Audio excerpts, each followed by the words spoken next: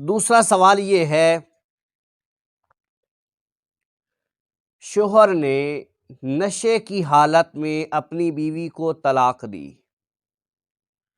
تو کیا نشے کی حالت میں طلاق دینے سے طلاق واقع ہو جاتی ہے؟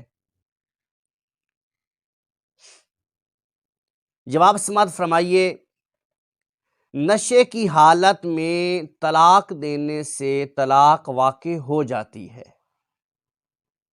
اگر کسی شخص نے اپنی بیوی کو نشے کی حالت میں شراب پی تھی یا کوئی اور نشہ کیا ہوا تھا، تو اگر کسی شخص نے نشے کی حالت میں اپنی بیوی کو طلاق دی تو طلاق واقع ہو جائے گی۔ ایک طلاق دی تو ایک ہوگی، دو دی تو دو طلاقیں ہو جائیں گی، اور اگر کسی نے 3 طلاقیں دی تو تینوں طلاقیں واقع ہو جائیں گی۔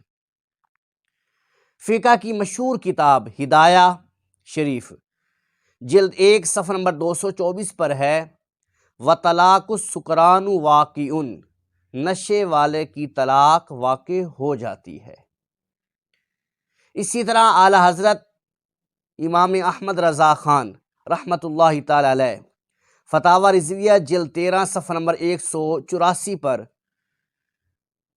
فرماتے ہیں، فتاوی قاضی خان کے حوالے سے آپ لکھتے ہیں کہ قاضی خان میں ہے کہ ایک نشے والے نے اپنی بیوی کو پیٹا تو وہ باہر نکل گئی، تو اس نے کہا اگر تو واپس میرے پاس نہ آئی تو تجھے طلاق ہے۔ یہ واقعہ عصر کے وقت ہوا تو بیوی اس کے پاس عشاء کے وقت آئی، تو اس پر فقہاء کرام نے فرمایا قسم ٹوٹ گئی، یعنی عورت کو طلاق واقع ہو گئی۔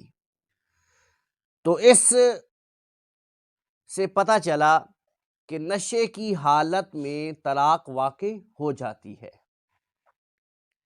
یہ مسئلہ ذاتی معلومات کے لیے ہے،